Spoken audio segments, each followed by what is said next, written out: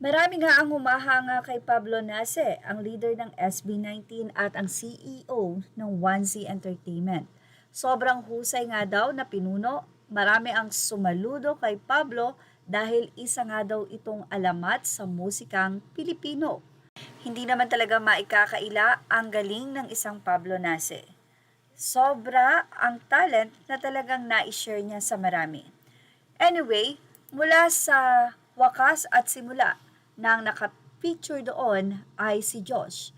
Dito, ang mga kanta na kasama ay ang Visa, Memories, Toy Friend, Everblack, Emoji, Wakas. Ito na nga ang mga aantayin sana sabi nga pong nalalapit nila na concert sa April 18. Sumunod naman ay ang kanilang nga pong pagsibol na kung saan nandito nga ang picture ni Stel.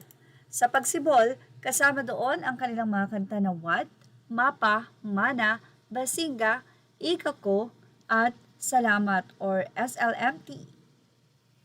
Ang pagtatag album naman na nirepresent ni Justin. Kasama rito ang kanilang kanta na Gento, I Want You, Cream Zone, Ilaw, Liham, and Freedom. At syempre ang kanila nga pong World Tour concert na may pamagat na simula at wakas. Dito ay nirepresent ito ni Philip or ni Ken.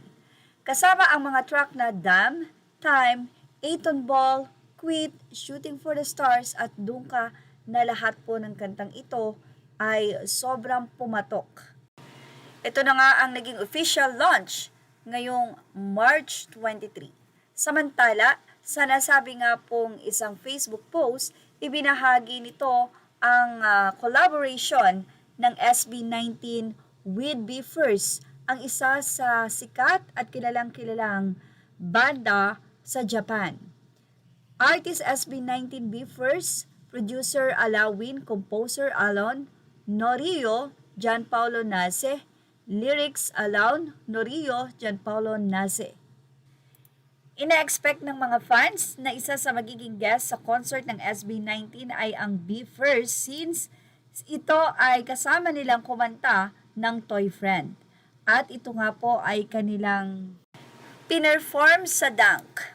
Be First is a 7 members Japanese dance and vocal boy group formed in 2021 by rapper Sky He under his entertainment company BMSG.